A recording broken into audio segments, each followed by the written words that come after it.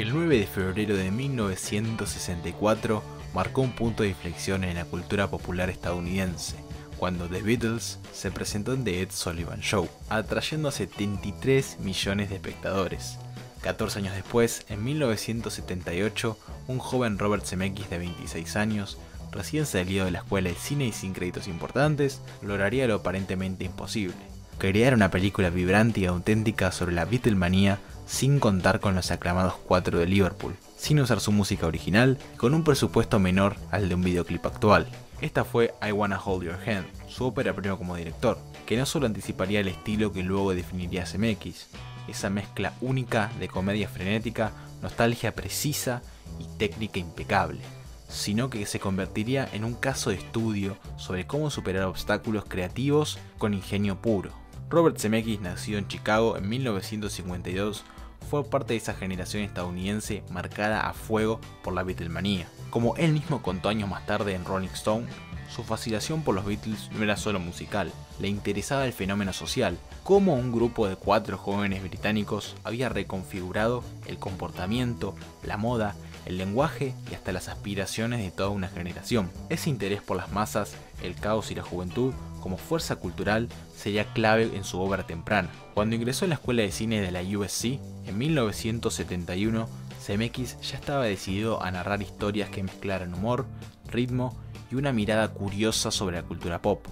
Su primer cortometraje estudiantil, The Lift, fue una muestra de eso. Se trataba de una comedia muda sobre un ascensor poseído que tomaba decisiones por cuenta propia. Aunque a simple vista era un chiste visual, el corto funcionaba como una metáfora de la histeria colectiva, de cómo una tecnología cotidiana podía desatar reacciones exageradas. Después de The Lift, Zemeckis realizó Field of Honor, otro cortometraje en tono de sátira que abordaba el patriotismo y el militarismo estadounidense. Era una parodia sobre un soldado que regresa a su casa y descubre que nadie lo necesita, y que incluso es un estorbo. Aunque menos conocido, este corto mostraba ya 2 rasgos claves de su cine posterior: un interés por desmontar mitologías culturales, en este caso el soldado como héroe americano, y un dominio notable del ritmo narrativo, incluso con recursos limitados. Luego de este cortometraje se abocó en un guión junto a Bob Gale, su mejor amigo de la universidad, donde de igual manera satirizaban la guerra. Este guión fue clave en la carrera de Robert Zemeckis, no solo por su contenido provocador, sino porque comenzó a circular en los círculos internos de Hollywood, gracias al entusiasmo de algunos profesores de la USC. El guión, una sátira militar sobre la Segunda Guerra Mundial, tenía la agudeza y el desenfado necesarios para captar la atención de alguien como John Milius.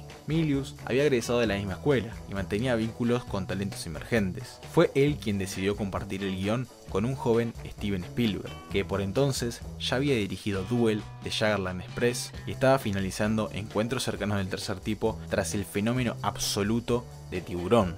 Spielberg quedó fascinado por el ritmo, la energía visual y el humor afilado del dúo Zemeckis-Gale. Era más que un simple guión, le mostró a Spielberg que había un nuevo talento capaz de canalizar la comedia desde una mirada cultural y no superficial. Ese primer encuentro fue clave, el trío se entendió perfectamente y Spielberg les propuso trabajar en ese guión para convertirlo en largometraje. Este proyecto se terminaría llamando 1941. La idea era hacer una comedia alocada ambientada en la paranoia estadounidense posterior al ataque de Pearl Harbor, con un tono de farsa épica. Para Zemeckis y Gale fue su primer trabajo profesional en serio, y aunque 1941 fue un fracaso comercial y crítico por su exceso de tono y descontrol narrativo, fue también el proyecto que consolidó la relación entre ellos. A pesar del traspié, Spielberg no perdió la fe en Zemeckis, muy por el contrario, decidió apostar por él como director. Sabía que tenía en manos un cineasta con una voz única y que merecía una oportunidad, y ahí surgió I Wanna Hold Your Hand, un guión que Zemeckis y Gale venían escribiendo desde la universidad, basado en la obsesión juvenil por los Beatles durante la llegada a Estados Unidos en 1964. Spielberg, fan de la cultura pop y del caos que proponía el guión, se ofreció como productor ejecutivo. El proyecto fue aprobado por Universal, principalmente gracias al peso de Spielberg, y le dio 8 meses para tener finalizado el filme. Pero había un detalle clave: no podían usar a los Beatles directamente, ni sus rostros, ni su presencia física. Esa limitación económica y legal obligó a Zemeckis a pensar el film desde otro lugar, una comedia coral donde el mito de los Beatles estaba siempre fuera de campo, generando una tensión narrativa constante.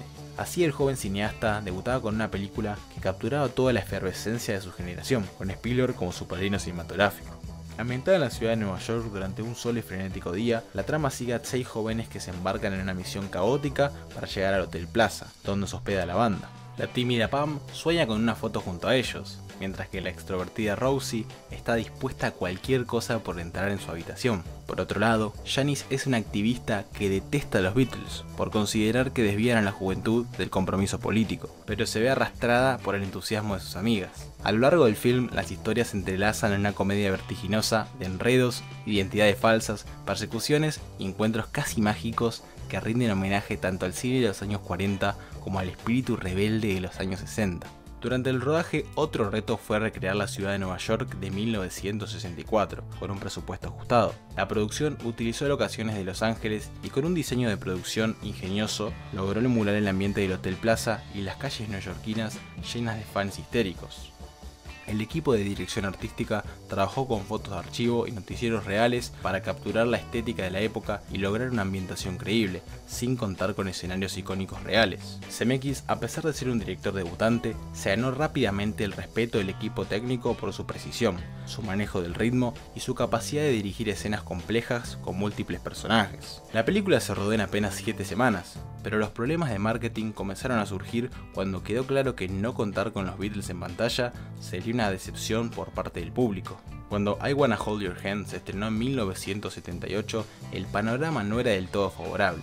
A pesar del respaldo de Steven Spielberg como productor, el estudio Universal no supo cómo promocionar una película que homenajeaba a los Beatles sin mostrar a los Beatles. El público, confundido por una campaña ambigua, esperó encontrar una especie de biopic o película musical protagonizada por la banda, lo que derivó en una taquilla decepcionante. La crítica, sin embargo, fue mucho más generosa. Varios periodistas especializados destacaron la energía de la dirección de Zemeckis, la habilidad para manejar el ritmo cómico y coral del elenco joven, y la originalidad con la que se narraba el fenómeno de la Beatlemanía sin recurrir al fanservice. Aún así, el fracaso comercial hizo que Universal dudara en seguir financiando proyectos de este joven director. Para Zemeckis el golpe fue fuerte, pero no definitivo. Spielberg, convencido de su talento, volvió a respaldarlo para su siguiente proyecto, Used Cars, una comedia negra escrita nuevamente con Bob Gale.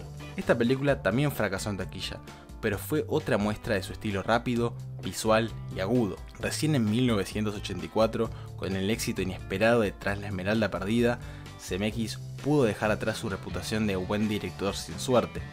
Paradójicamente, I Wanna Hold Your Hand terminó convirtiéndose con los años en una obra de culto. Con la llegada del VHS y luego el DVD, nuevas generaciones descubrieron la película y la apreciaron por lo que realmente era. Una comedia energética, honesta y profundamente inventiva sobre lo que significaba ser joven y vivir un fenómeno colectivo.